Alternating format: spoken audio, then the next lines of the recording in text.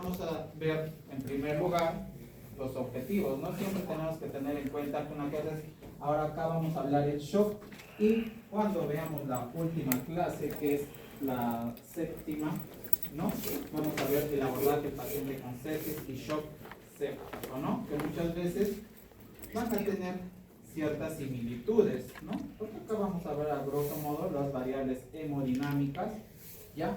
Y normalmente yo lo pregunto bastante, ¿ya? Así que más al que está con el celular, ya me gusta que están con el celular, se sobreentiende que ya saben, ¿no? Y los chicos que no han venido también, ¿no? Bueno, no es que tome represalias, pero luego cuando ya veo sus notas digo, no ha venido, bueno, estar estudiando, ¿no? Entonces tenemos que ver los signos y los síntomas propios y luego hacer la comparación, en este caso, de los distintos tipos de shock y posiblemente su abordaje. Este tema lo deben de haber visto a grosso modo en la parte de cardiología, ¿no? El shock, pero acá, como se dice, es el abordaje del shock en emergencia. Nosotros, ¿qué hacemos con un paciente de un shock? Algunos, ustedes van a ver en la bibliografía, que lo voy a subir al aula virtual el día de hoy, hay una guía que te llama el abordaje del paciente en shock indiferenciado, ¿no? Que no sabemos qué tipo de shock tiene y vamos a hacer el manejo, y veo como le dice acá, ¿no? El shock indiferenciado.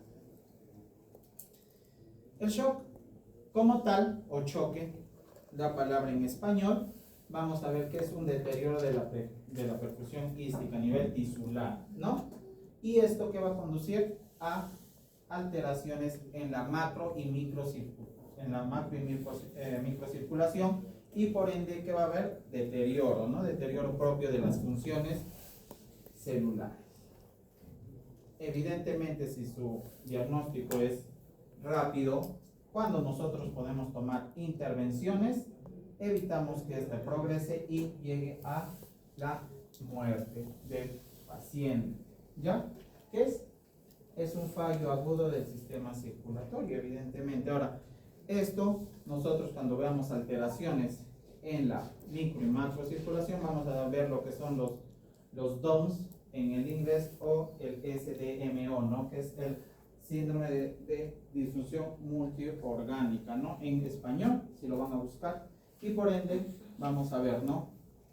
Que va a llevar a una hipoxia tisular. En sí, si ustedes entienden la parte de fisiología, llevan a la fisiopatología. Muchas veces esto nos hace entender todos los cambios hemodinámicos que va a tener un paciente.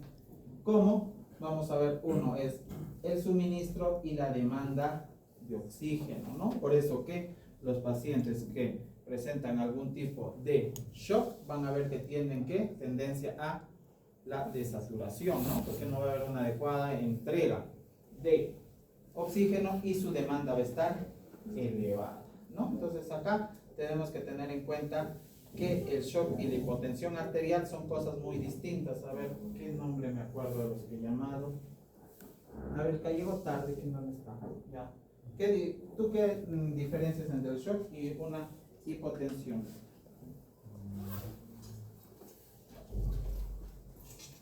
Shock sería cuando ya hay un compromiso multiorgánico, y hipotensión solamente sería una baja resistencia periférica del nivel endovascular.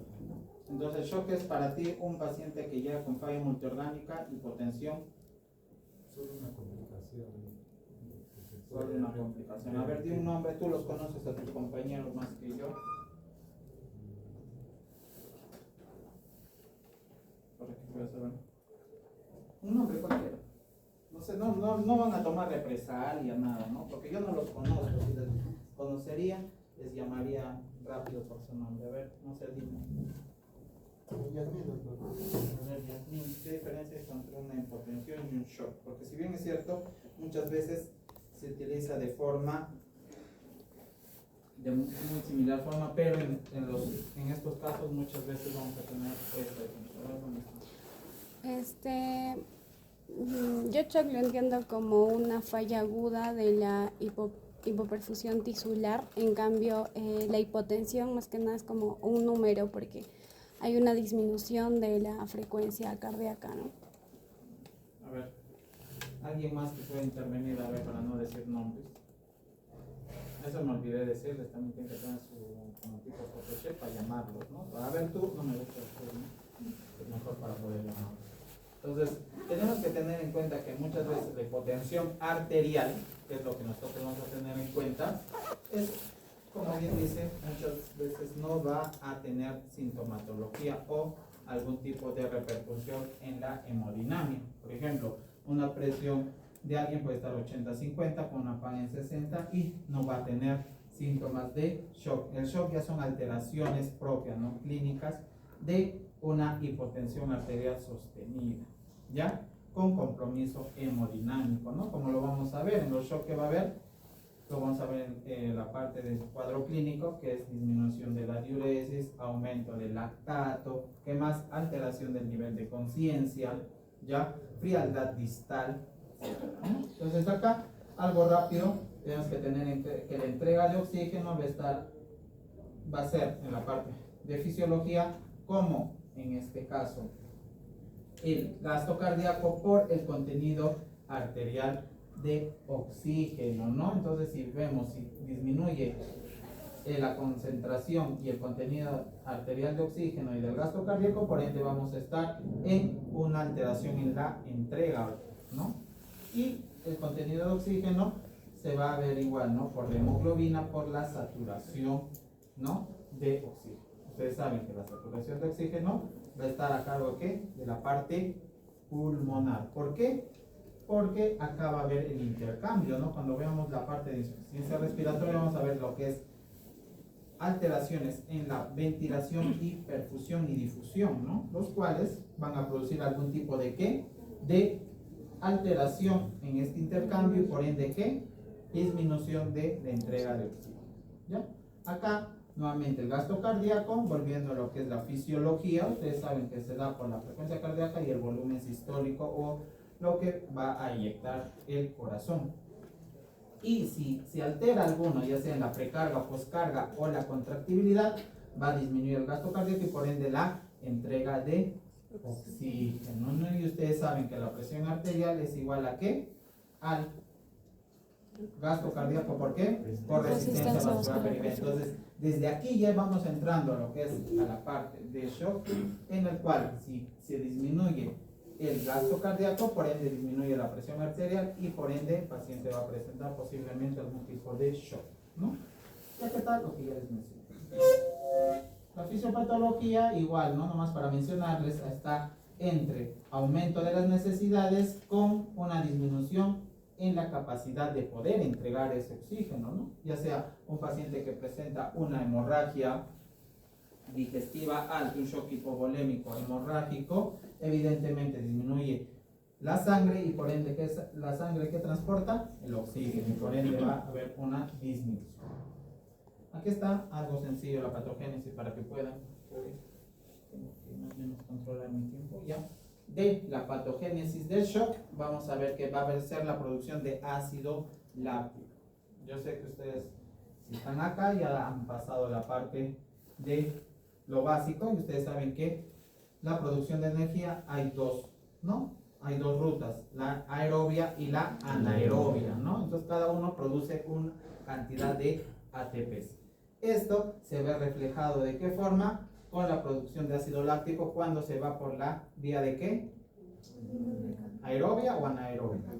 Anaeróbica, ¿no? Muy bien. Entonces acá va a haber una disfunción a nivel celular y aumenta su permeabilidad, habiendo una alteración en la bomba sodio-potasio, daño mitocondrial y por ende muerte celular y por ende ¿qué? Ya hipoperfusión.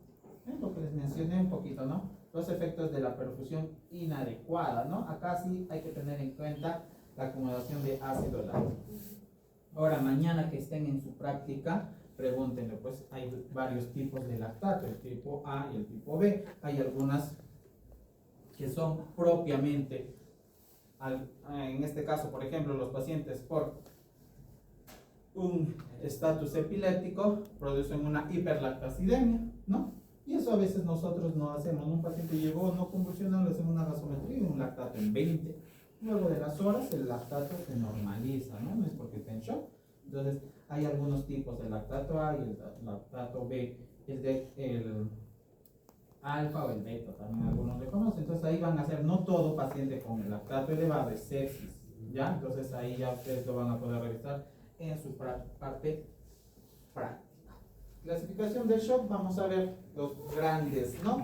El cardiogénico, el hipovolémico. El hipovolémico tenemos que tener de causa hemorrágica y no hemorrágica, ¿no? Porque en las no hemorrágicas, ¿quiénes están? Las deshidrataciones, los golpes de calor, los vómitos, las diarreas, en los grupos etarios más, en este caso en los menores de 1 año y en los mayores de 80, ¿no? Ellos son los que más tienden a hacer y a sufrir las repercusiones del shock hipovolémico no hemorrágico. El obstructivo, propiamente por alteraciones en la salida de la precarga y postcarga, y el distributivo, propiamente, ¿no? Acá vamos a tener distributivo, ¿cuál? A la cabeza el shock, el séptico, luego el shock de qué tipo, anafiláctico, ¿no? Entonces acá vamos a tener en cuenta. Y algunos hablan del distributivo, ¿cuál?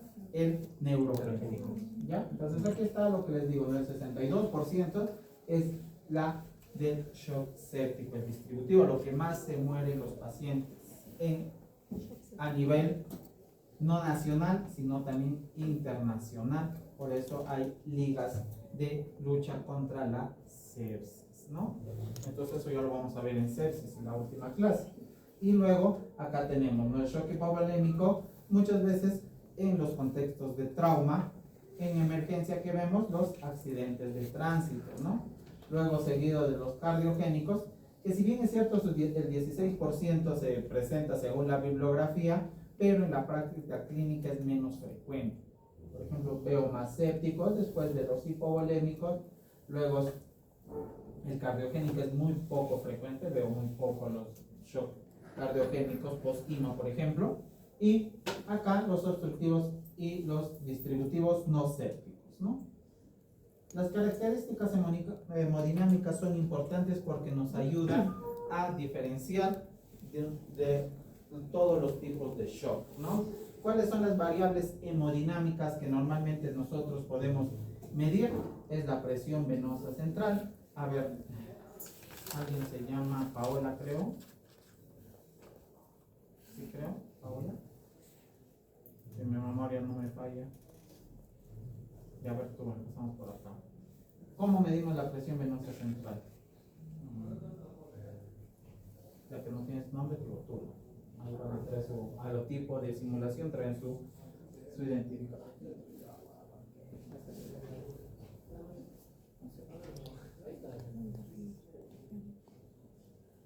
¿Cómo mides la presión venosa central? Después al costado que está utilizando su celular, no sé lo que es. A su celular para su casa. Dime, ¿cómo medimos la presión venosa central? Ya, catéter, ¿dónde se mide pues, la presión venosa central? Subclavia, yugular interna. Porque esto me va a ayudar, porque esto ya cuando hablábamos en sepsis ya lo voy a pasar rápido, ¿no? La subclavia. La vena cava superior, a ver, tu compañera, ¿dónde medimos la vena? Diré la presión venosa central. La yugular interna. La yugular interna. Estamos hablando que acá lo mides, ¿no? Acá está llegando la yugular interna, por acá llega y se une con la subclavia. La unión de esas dos que te forman.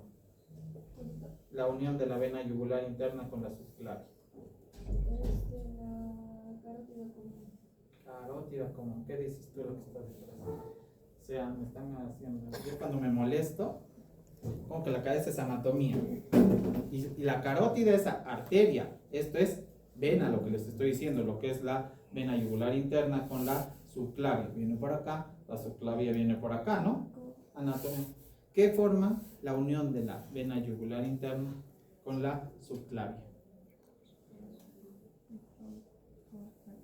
y al tronco brachiocefálico. ¿Estás seguro? ¿Sí o no? A ver, ¿alguien qué dice? ¿Qué forma la unión de eso? Porque evidentemente tenemos que saber, no es anatomía, porque uno es la carótida, que en este caso, el pulso carotídeo, por eso ustedes lo pueden palpar, ¿no? Todos acá palpan. Tocan su pulso. Ahora, por ejemplo, al que le pregunto va a estar un poquito más acelerado, ¿no? Su pulso, ¿no?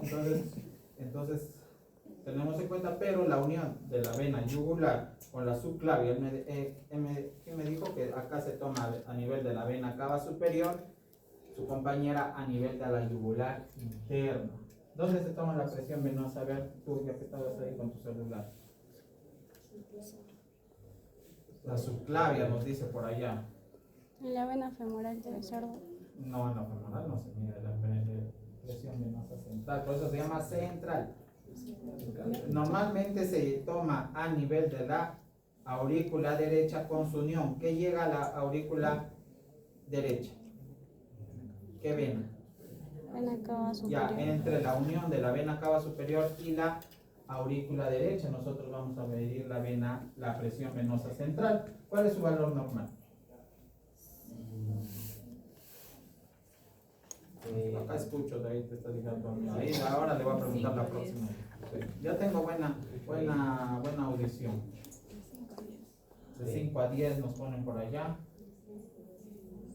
Antes del valor normal, porque evidentemente, como yo sé si está aumentado o disminuido, si nomás me ponen flechitas. De 6 a 12. Ya, eso les voy a dejar de tarea. Porque eso tienen que saber, porque yo como sé que están aumentados o disminuidos. Si yo te pongo una presión venosa central en 15, si está en 2, ¿qué significa? Está aumentado, está disminuido. Entonces ya mañana en su práctica le preguntan, doctor, ¿cuánto es la presión venosa? Ahora, si bien es cierto, ya no se utiliza mucho, tal vez eso está para que discutan en la parte práctica, ¿ya? No se utiliza mucho en la presión venosa central como medición de parámetro hemodinámico, un estático versus un dinámico. Eso está para que hablen bastante. Pero acá no les puedo mucho hablar porque nos tomaríamos el tiempo. Entonces ahí nosotros vemos variables hemodinámicas, estáticas y dinámicas, en los cuales la estática es la presión venosa central, que va a depender si es un paciente cardiópata, si está en ventilación mecánica o no, depende de la posición de la punta del catéter venoso central. Esto nosotros tenemos que hacer ¿qué? La colocación de un catéter venoso central. Y si el paciente no está con un catéter venoso central, ¿cómo ubica? Entonces se dan cuenta que se amplía. Luego la presión capilar pulmonar, que se utiliza ¿qué? La colocación de ¿qué? De un Schwann-Ganz, ¿no? Que normalmente tampoco se utiliza. Entonces digo, ¿cómo hago esto? Entonces, gasto cardíaco sí lo podemos hacer. ¿De qué forma?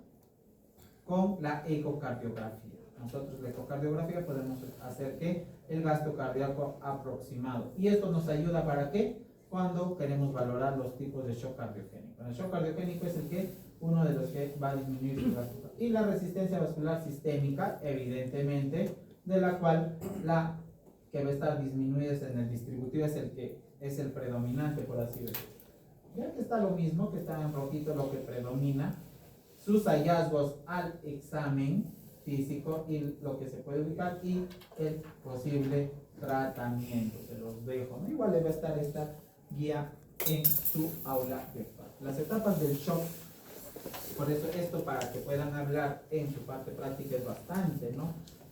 Las variables estáticas, hemodinámicas, la presión venosa central, como mido, por ejemplo, en este caso, vamos a ver, ¿no? Si ustedes le dicen al colega mañana, doctor, cuando nosotros evaluamos la colapsabilidad y distensibilidad de la vena cava, ¿cuánto es su valor normal? ¿Qué nos ayuda a predecir eso nosotros? Hacemos muchas veces en emergencia.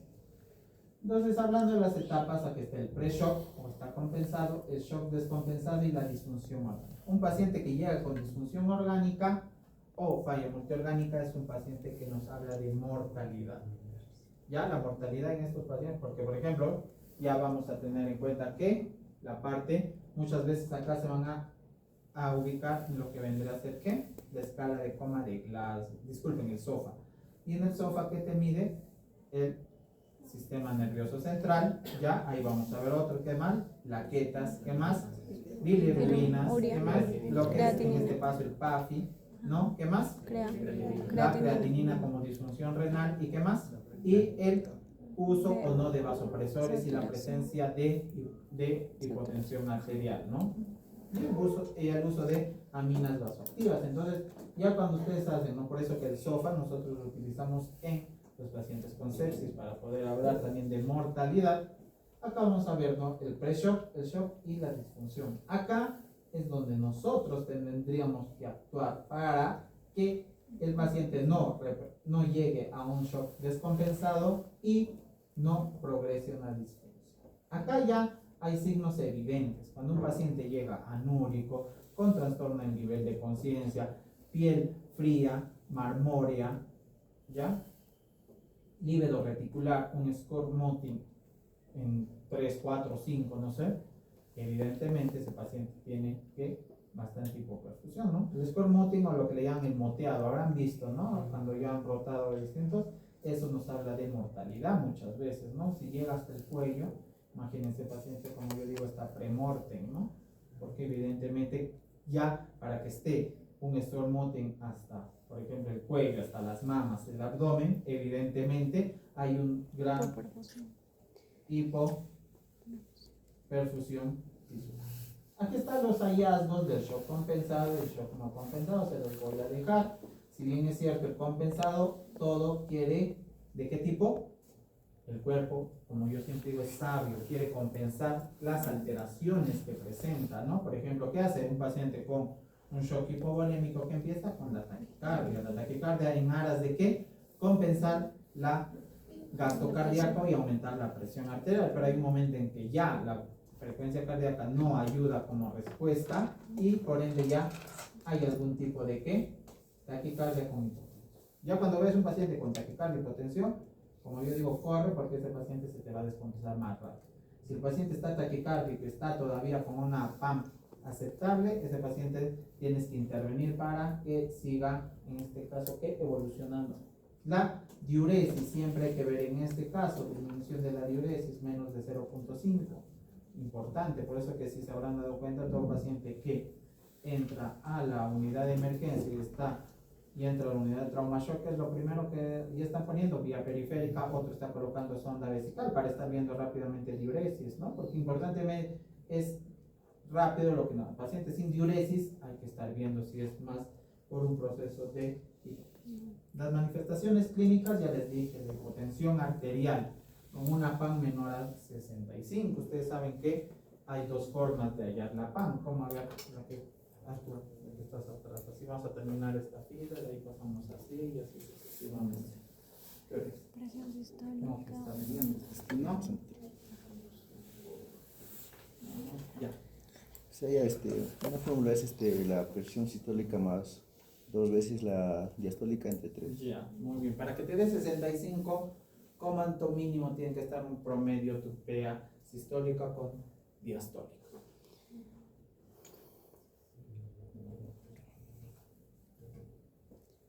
Si está 90 a 60, ¿cuánto es tu PA? 90 a 60, 90 120, 200. Rápido, así. No, 70, 70, ¿no? Entonces, mira, un 90, 60 está con una PAN en 70, ¿no? Todavía está aceptable. Entonces, todavía tiene que estar un poco menor. Algunos dicen 85, 60, 80. Si hacen 80, 50, ¿cuánto es? 60 ya de PAN, ¿no? Entonces, y más aún tenemos que tener en cuenta en qué los pacientes hipertensos.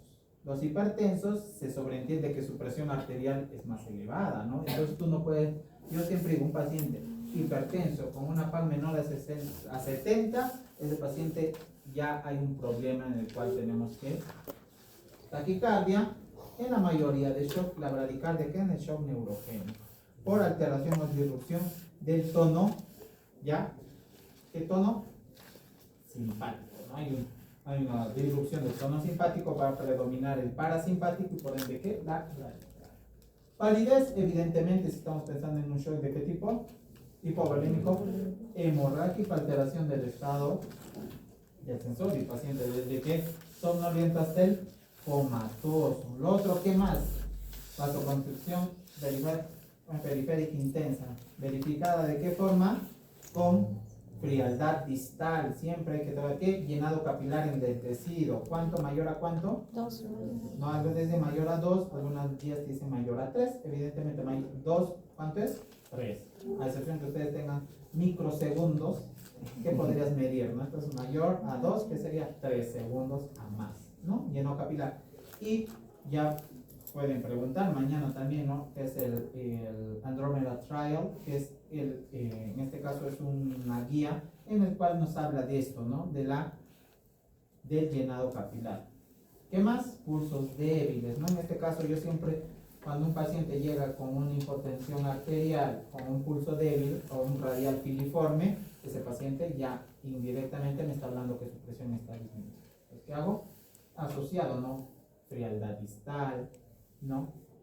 Diaforético y la oliguria, ¿no? El flujo urinario menor a 0.5.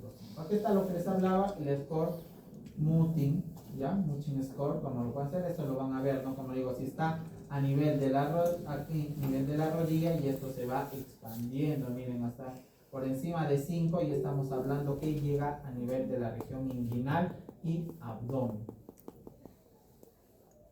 El Andromeda Trial te habla de esto, ¿no? Por ejemplo, cuánto tú puedes extrapolar estos hallazgos al examen físico con el nivel de lactato del paciente.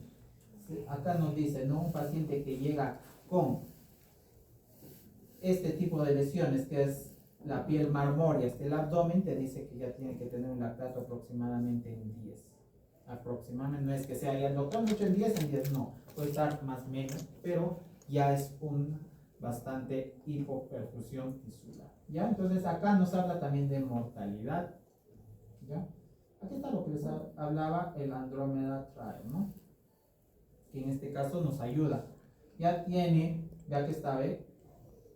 La parte del nivel del lactato con la estrategia, ¿no? De la perfusión periférica, ¿no? Tiene sus indicaciones, y por eso les digo mañana pueden hablar con el colega. Yo creo que sí lo debe haber leído este artículo, si bien es cierto.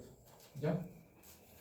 Aquí está la clínica del compensado y del descompensado, lo que ya hemos visto. Siempre miren, ¿ven? Una foto que tomé. Mira, este es un paciente que estaba en silla de ruedas. El paciente evidentemente no dice nada, porque evidentemente él viene por otra cosa. Lo traen, no sé, porque está, no sé, hablando de incoherencias. El paciente tiene tendencia al sueño, etcétera. Y cuando se le descubre, miren sus piernas cómo están, ¿no? Entonces ya eso te hace el indicativo que tenemos que estar. ¿Cuál? La diuresis, siempre que está viendo la diuresis. Exámenes complementarios van a estar en dependencia ¿de qué? Del tipo de shock que sospeché. Ahora, doctor, si es un shock indiferenciado, ahí sí ya, pues eso es un poco más que difícil, es un poquito más, ya depende del criterio médico. Por ejemplo, la gasometría, evidentemente, ustedes habrán visto que todo paciente en emergencia y en UCI tiene una gasometría, ¿no? Es, por ejemplo, ya es, por así decirlo, es algo que, más aún si el paciente entra a trauma shock, evidentemente una gasometría, porque la gasometría nos hace ver a grandes rasgos que su parte oxigenatoria, ventilatoria, ¿qué más? Trastornos hidroelectrolíticos, ácido base y lactato. Nos da grandes informaciones solamente una gasometría. La gasometría, claro, va a ser operador dependiente. No es lo mismo que ustedes saquen una gasometría, que tal vez algunos ya tienen más experticia que otros, y que sea su primera vez. Más aún si el paciente llega chocado. El paciente chocado no lo vas a sacar radial, y la mayoría aprendió a sacar radial, ¿no? Otros ya acá a nivel braquial y otros ya femoral, ¿no? Entonces ya nosotros, cuando el paciente ya está chocado y no percibimos esos pulsos antes mencionados, ya nos vamos a ¿qué? A femoral, porque se someten que es, ¿no? Entonces muchas veces eso ya es y a veces hasta en femoral también está bien disminuido, ¿no? Entonces ahí tenemos que tener cuidado. ¿Qué más? La parte de la función renal, con vistas a ¿qué?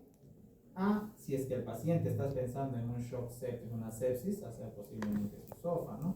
Y en los pacientes que nos habla la parte de la creatinina, ¿no? Por ejemplo, la creatinina elevada, la urea elevada, también nos puede hacer algún tipo de injuria renal aguda. Oliguria. Función hepática siempre y cuando se estén pensando en algún tipo de trastorno hepático, ¿no? Un paciente con cirrosis o algún tipo de descompensación de enzimas cardíacas. ¿En qué pacientes? En sospecha de infarto que estén debutando con ¿qué? Un shock cardiogénico. No le voy a pedir a un paciente con shock hipovolémico o troponinas, por ejemplo.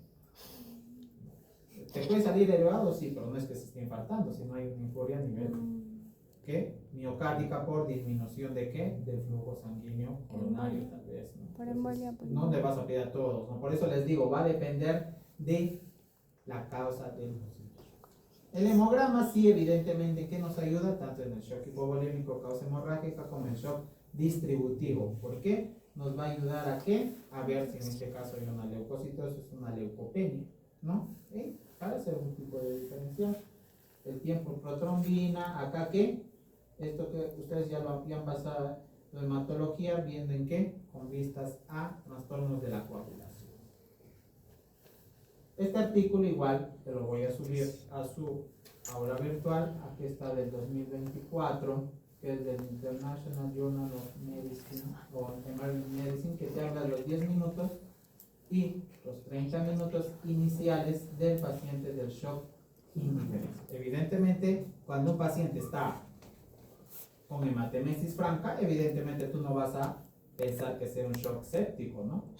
Vas a pensar que es un shock hipovolémico de causa hemorrágica.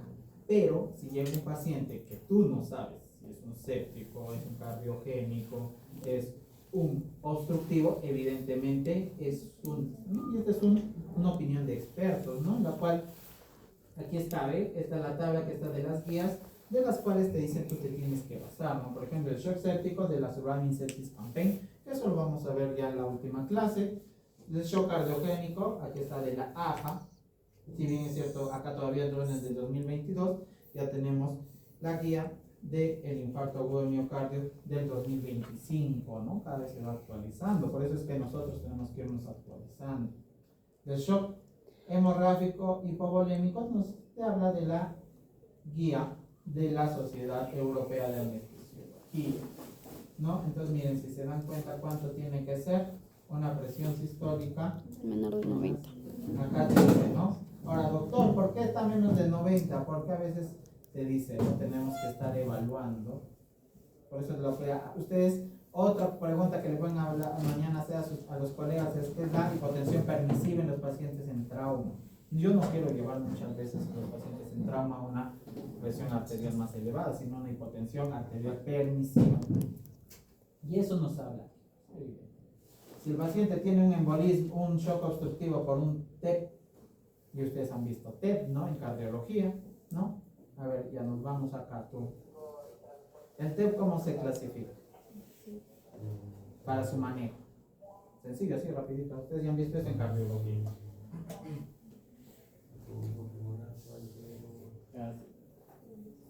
Trombosis venosa profunda y trombosis venosa. Estoy hablando del TEP. Tromboembolismo pulmonar subgrados. Agudo, suave y crónico. Eso, el tratamiento sí se sobreentiende, si es el crónico, te va a llegar a emergencia, ¿no? A ver, repita tú. ¿Quién está ahí con su celular, su tablet? No, ahí se moviendo, ya se dio cuenta. Yo desde acá veo, yo lo bueno que soy alto. Alguien. Acá vamos a ver que de bajo riesgo, ¿no? ¿Cierto? De bajo riesgo, moderado y alto riesgo. El de alto riesgo, que llega ya porque evidentemente tiene hipotensión arterial con toda la sintomatología y exámenes que le tenemos que hacer, anticoagulación plena y posibilidad de que da trombolisis, ¿no? En este caso, ¿no? Con alteplasa, ¿no? ¿Cuánto? 90 miligramos en 2 horas, etcétera, ¿no? Entonces ya vamos a ver. Y si es el shock obstructivo en un taponamiento cardíaco o un neumotórax, ¿Qué te dice en un taponamiento cardíaco? ¿Qué se le tiene que hacer? Una pericardiocentesis y entrar ¿a qué? A sala de operaciones para reparar, ¿no? Si fuera un posible, no sé, una posible alteración de ventrículo izquierdo, por ejemplo, ¿no? Porque esto, la pericardiocentesis de emergencia no es el tratamiento de ese es el salvataje que te da tiempo a que subas a las operaciones y puedan reparar.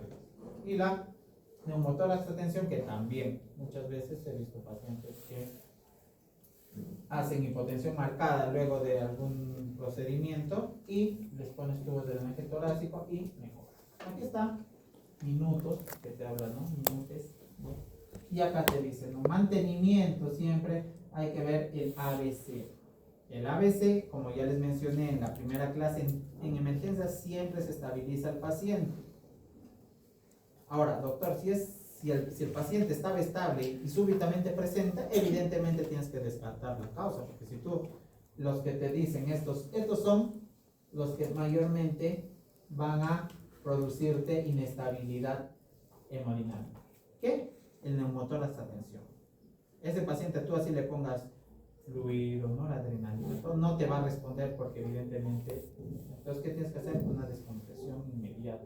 Al igual en los sangrados masivos, ¿ya? Por eso es que acá tenemos que hacer rápido, los 0 minutos. ¿Esto quién lo tiene que hacer? Los paramédicos, ¿no? A veces en otros países los paramédicos hacen todas las intervenciones, pero te llegan a emergencia para que suban. Todavía no llegamos a ese nivel, de acá a unos años tal vez, cuando tengamos, ¿no? Se implemente más lo que es la atención primaria, el SAMU, ¿ya? Después, ¿qué más? Ver, ¿no? Investigar, ya en este caso, ¿qué? Dar fluidos o vasopresores en dependencia del shock, no a todos se le pone vasopresor. Investigar las causas. Luego, el ultrasonido es lo que más importa, ¿no? Ese es operador dependiente. Si alguien no sabe ultrasonido, evidentemente no nos va a ayudar. Y tratar la posible causa y estabilizar. Doctor, pero acá dice recién estabilizar. Acá estabilizas ya con qué? La parte orgánica. ¿Qué quiere decir? Con aras a evitar que siga ¿qué? Mayor deterioro de los órganos. ¿Sí? Porque si a la final el paciente llega con falla multiorgánica y no lo estabilizas, el paciente va a hacer fallecer. Entonces no va a llegar a es que lo estabilizas, ¿no? Evidentemente. Entonces, aquí está el protocolo RUSH que nos habla, ¿no? Esto nosotros utilizamos, lo realizo normalmente, eres operador dependiente, tienes que hacerlo, es práctica. Ya tienes que ver la parte del corazón para ver qué. Si el paciente tiene una cinesis, hipocinesia, alteración, por ejemplo, derrame pericárdico, un taponamiento cardíaco, el paciente tú ves colapso del ventrículo derecho, en el contexto de imagen hipodensa que recubre el corazón, ese posiblemente la glucosa. ¿Qué quieres hacer? Una pericardiocentesis de emergencia. La vena yugular también para poder su colapsabilidad. Si el paciente está deshidratado o no, en el Morrison ustedes habrán visto, ¿no? Cuando hablamos del hepato renal, esplenorenal para ver líquido libre, ¿no? Paciente en contexto de trauma, hallazgos de líquido a nivel de la cavidad, que es su trauma abdominal cerrado hasta que se demuestre lo contrario, ¿no? Fácil es que llegues acá con atravesado un fierro o que haya entrado una bala, pero si el paciente se cayó del tercer piso y presenta hipotensión, ya, shock hipovolémico con disminución de la hemoglobina evidente. La aorta, que es más difícil de hacer, más aún si todavía tiene bastante meteorismo, para ver, por ejemplo, aneurismas de aorta, ¿no? Pero es poco frecuente. Y la parte pulmonar para ver hemotórax, ¿qué más? Neumotórax. Varias veces, en mi caso, he hecho diagnósticos de neumotórax con la ecografía, disculpen, ¿no? Lo tienen y por cómo sabes que tienen. Evidentemente tienes que saber la metodología, poner en con qué segmento, qué vas a ver en el modo M. Evidentemente no todo, ¿no? Vas a ver un poco de alteración en la pleura parietal como la visceral. Aquí está lo que les estaba diciendo, ¿no? Las investigaciones según la alteración que puedas presentar. aquí está el distributivo, el cardiogénico. Entonces, cada uno tiene, por eso les digo, no le puedes pedir a todos un mismo examen, sino va a depender de la posible. Ya para hablar del abordaje, un paciente con hipotensión y sospecha de shock. Por eso le digo, con sospecha de shock. ¿Por qué? Porque todos empiezan con un shock, ¿qué tipo? Con un shock compensado y luego se descompensa. Los pacientes cuando llegan compensados, ahí tú puedes actuar y evitas que lleguen a un estado de shock. ¿Tenemos tiempo? ¿Sí? Ya vemos la temperatura de la piel. Muchas veces acá vamos a ver, la temperatura de la piel nos ayuda si está fría o si está caliente. Si está fría, tenemos que ver también, ¿qué más? Si está taquicárdico, pulso débil, el llenado capilar o los pulsos filiformes. Si está todo eso, yo ya estoy pensando en algunos tipos de shock, que el shock séptico y el shock hipovolémico. Y si está caliente, seca, vamos a ver la frecuencia cardíaca. Si está con taquicardia, ¿qué estaría pensando? Un shock posiblemente de qué tipo? Anafiláctico. Pues evidentemente, ¿no? Acá está, por eso les vuelvo a decir, el examen físico. El examen físico te ayuda muchas veces. El neumotórax, atención, el examen es clínico. Tú lo puedes corroborar con un ecofaz o con una radiografía, sí, pero ustedes saben que en todos los hospitales el radiólogo, el tecnólogo no llega inmediatamente con su aparato, ¿no?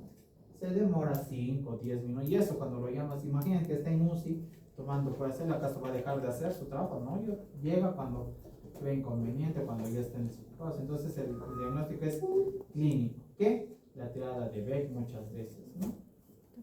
Y acá vemos paciente, por ejemplo, si es las que vamos a ver, ¿no? Las hemorrágicas y las no hemorrágicas. Las hemorrágicas, a la cabeza, ¿qué? Los traumatismos, ¿ya?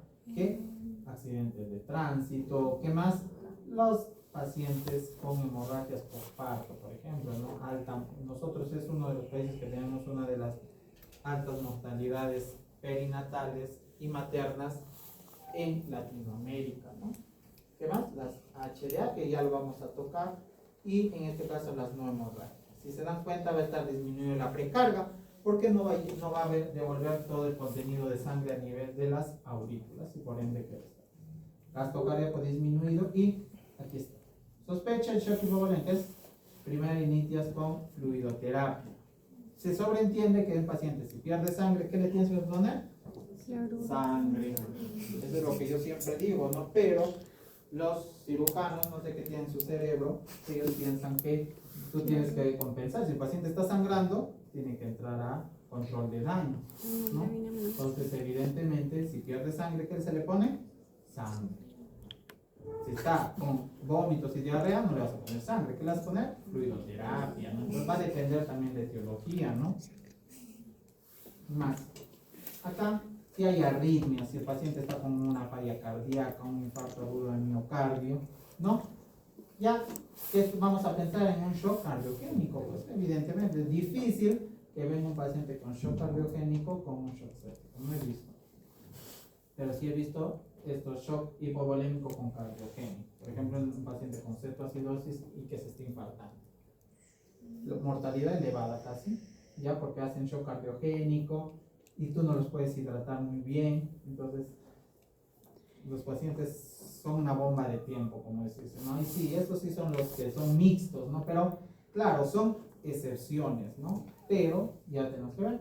Por ejemplo, en este caso, lo que tenemos que tener en cuenta, las tres más importantes: tromboembolismo pulmonar, el taponamiento cardíaco y el neumotórax. Atención, estos son los que va a hacer. ¿Qué vas a encontrar? Un nudo vascular abolido, timpanismo al la percusión, ingurgitación yugular, hipotensión.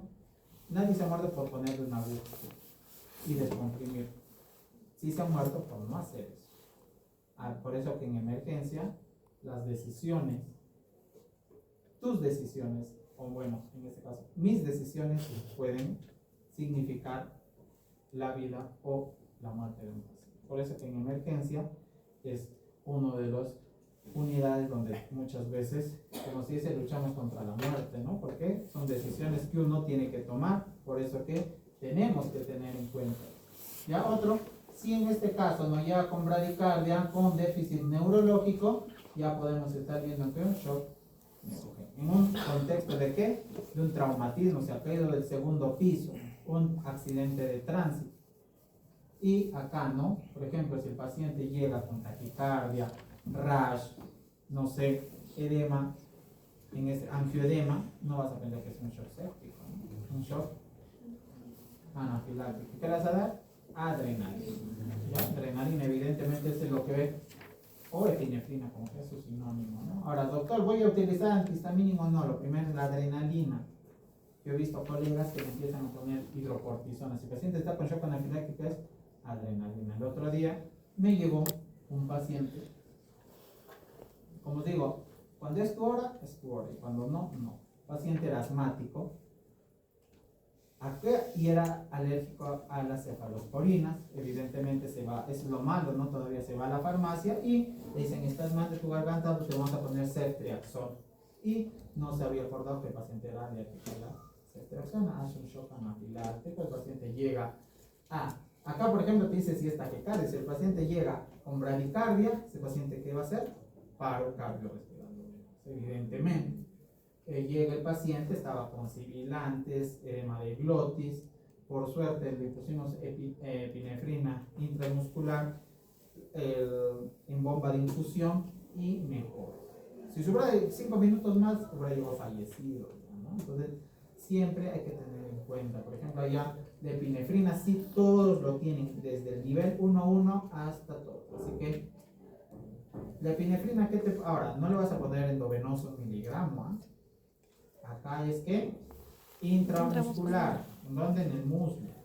Ya le puedes poner 0.5 miligramos, 0.3 miligramos. En un paciente con asma, 0.5 intramuscular y 0.3 subcutáneo. ¿Ya? No le pongan endovenoso. A excepción, ¿cuál es la indicación de la epinefrina endovenosa? Sepsis. No. ¿Alguien? A ver, ¿por qué estás ahí? No. Lo único es en qué. A ver, alguien. La única indicación de la epinefrina endovenosa es en pacientes en paro. Tú puedes poner asistencia, en infusión continua es distinto, pero si tú lo pones en 1 miligramo así endovenoso, el paciente hace una taquicardia, evidentemente, por eso que estén pacientes en paro. Y si no, le vas a poner subcutáneo o intramuscular. Y caso contrario, nosotros en el contexto de emergencia ya le ponemos endovenoso, pero siempre monitorizado. ¿Ya? Aquí está lo que ya les venía diciendo. ¿Ya? Aquí está nuevamente el tipo de shock, ¿ya? La etiología y su fisiopatología. Y en este caso, ¿no? Los hallazgos clínicos que se van a encontrar, ¿no? Por ejemplo, en el shock anafiláctico siempre vamos a ver sibilantes, broncoespasmo, ya angioedema. Tú vas a ver al paciente que llega su lengua toda edematizada, ¿no? Que están los parámetros hemodinámicos alterados, los exámenes que se pueden realizar, ¿sí? Y el tratamiento inicial. Bueno, esto ya en este caso, ¿cómo vamos a incrementar? Según las dosis de vasopresores. Acá, la ley de Frank-Starling, yo sé que se deben de recordar en fisiopatología.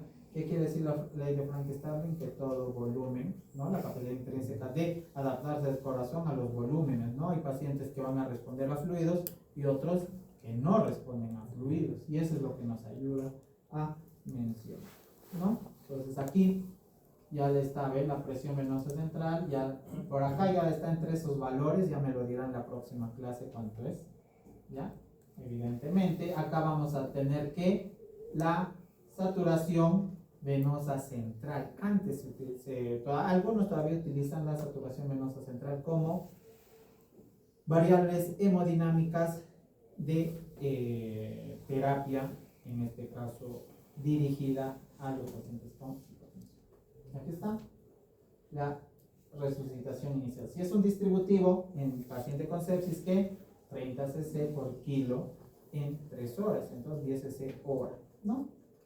en el hipovolémico que fluidos, ¿no? Por ejemplo, ahí hay un artículo que del 2013 que les subo, si bien es sencillo, que te habla de los minibolos que puedes utilizar entre 300 a 500 a pasar entre 20 a 30 minutos y te dice, ¿no? Valorar respuesta en estos tipos de pacientes, ¿ah? Pero no en el distributivo, que ya, si bien es cierto, este 30 ya cuando hablemos, ya algunos están a favor y otros en contra. Obstructivo es la intervención inmediata, se tiene que hacer pericardiocentesis o trombolisis, y en este caso nosotros no hacemos trombectomía aún, y neumotórax, ¿no? Trombectomía a nivel cerebral, sí, los neurocirujanos, ¿ya? Pero cumple también criterios, ¿no? Tampoco. ¿Ya? Eso sería todo. ¿Ya? ¿Alguna pregunta hasta acá, chicos?